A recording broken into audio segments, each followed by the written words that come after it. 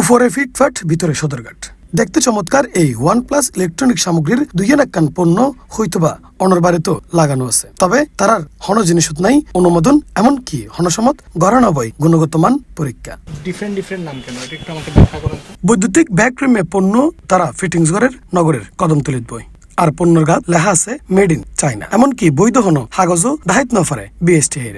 এই প্রতিষ্ঠানটির বিরুদ্ধে আমরা গোপন সূত্র তথ্য পেয়ে এখানে আসি। এখানে র্যাবের মোবাইল কোর্টে আমরা আসি। এখানে র্যাবের ম্যাজিস্ট্রেট মহোদয় রয়েছেন, তিনি ঢাকা থেকে এসেছেন। আমরা এখানে এসে যা দেখলাম, বাংলাদেশ সরকার 315টি পণ্য এসআরও জারির মাধ্যমে BSTI এর বাধ্যতামূলক পণ্য হিসেবে ঘোষণা করেছেন। এই পণ্যগুলোর মধ্যে ইলেকট্রিক্যাল অন্যান্য অনেক আইটেম রয়েছে। সেই আইটেমগুলোর মধ্যে আমরা দেখলাম যে এখানে তারা সুইচ, সকেট, এরপর সিলিং রোজ, ফ্যান রেগুলেটর, LED বাল্ব, এগুলো তারা এখানে অ্যাসেম্বলিং ও মোড়কজাতকরণ করতেছে। অথচ আমরা তাদের কাছে যখন BSTI এর লাইসেন্স আছে কিনা জানতে চাইলাম, তারা আমাদেরকে BSTI এর কোনো ধরনের লাইসেন্স সংক্রান্ত কাগজপত্র দাখিল করতে পারে না। এবং আমরাও জানি যে এই প্রোডাক্টগুলোর তাদের BSTI লাইসেন্স নাই। ফলে BSTI আইন অনুযায়ী যে সব ধারাগুলো লঙ্ঘন হয়েছে সেগুলো আমরা অভিযোগ দায়ের করেছি। পাশাপাশি আমাদের ওজন ও পরিমাপ মানদণ্ড আইন অনুযায়ী পণ্য মোড়কজাতকরণ করতে গেলে পণ্যের মোড়ক নিবন্ধন সনদ গ্রহণ করতে হবে। আমরা তাদের পণ্যের মোড়ক নিবন্ধন সনদও পাই নাই। ফলে আমরা ওজন ও পরিমাপ মানদণ্ড আইন অনুযায়ীও ম্যাজিস্ট্রেট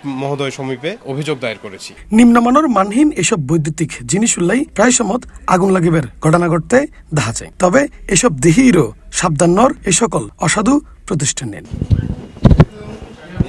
আজিয়ে 15 ডিসেম্বর বিকেলে OnePlus ইলেকট্রনিক্সের গোডাউন ও কারখানাত অভিযান চালাই র্যাব 7 ও BSTI, আর উক্ত প্রতিষ্ঠানের জরিমানা করা হয় 12 লক্ষ টাকা। আজকে চট্টগ্রামের কদমতলী এলাকায় র্যাব 7 BSTI এর সহায়তায় আজকে আমাদের এই ইলেকট্রিক সুইচ, ইলেকট্রিক বোর্ড, তারপরে হচ্ছে টুপিন, এই ধরনের ইলেকট্রিক যে সরঞ্জামাদিগুলো সেইগুলোর একটা কারখানা এবং গোডাউন, এটার অভিযান পরিচালনা করা হয়। এখানে এদের BSTI এর কোনো অনুমোদন ছিল না এবং এদের মান পরীক্ষা করার কোনো এখানে ছিল না। এই কারণে এদেরকে 12 লাখ টাকা অর্থদণ্ড করা হয়েছে মালিককে, এবং তাদেরকে আগামী 1 মাস সময় দেওয়া হয়েছে যে এর মধ্যে BSTI এর লাইসেন্স নিয়ে তারা যথাযথ মান নিয়ন্ত্রণ করে তাদের ব্যবসা কার্যক্রম তারা যাতে পরিচালনা করে।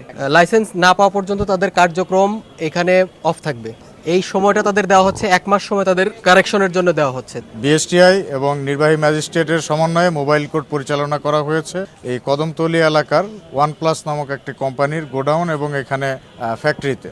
এখানে আমরা যে ব্যত্যয়গুলো পেয়েছি, প্রথম ব্যত্যয় হচ্ছে তাদের এই ফ্যাক্টরিতে যে মালামাল উৎপাদন করা হচ্ছে বৈদ্যুতিক সরঞ্জামাদি, এগুলোর BSTI এর অনুমোদন নেই। তো অনুমোদন না থাকার কারণে BSTI অনুমোদনের সাথে রাজস্ব সম্পৃক্ত, তো সরকারি রাজস্বও তারা সঠিকভাবে দিচ্ছে না যে পরিমাণ উৎপাদন করছে সেটা। আরেকটি অপরাধ হচ্ছে এই যে দ্রব্যাদি তারা তৈরি করছে, এগুলোর কোনো মান পরীক্ষার জন্য যন্ত্রপাতি তাদের কাছে নেই, কিংবা তারা সরকারি কোনো অনুমোদিত প্রতিষ্ঠান থেকে মান নিয়ন্ত্রণও করেনি। তবে আমি সাধারণ জনগণের জন্য যেটা বলবো যে বৈদ্যুতিক সরঞ্জামাদি ব্যবহারের ক্ষেত্রে আমাদেরকে সতর্ক থাকতে হবে, এবং আমাদের দেশে প্রতি বছর হাজার হাজার বৈদ্যুতিক দুর্ঘটনা ঘটছে এবং শত শত প্রাণহানি হচ্ছে। এই প্রাণহানিগুলোকে আমরা সাধারণভাবে একটি দুর্ঘটনা, মৃত্যু বলেই আমরা মেনে নিচ্ছি, কিন্তু এই দুর্ঘটনার পেছনে কিন্তু এই নিম্নমানের বৈদ্যুতিক দ্রব্যাদি দায়ী, এবং দ্রব্যাদি নিজে দায়ী না, দ্রব্যাদি যারা প্রস্তুত করছে আসলে তারা দায়ী। সাধারণ জনগণকে অনুরোধ করব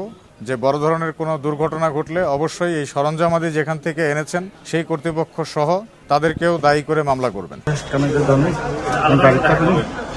ইফতেখার নতিশন, C+ চট্টগ্রাম।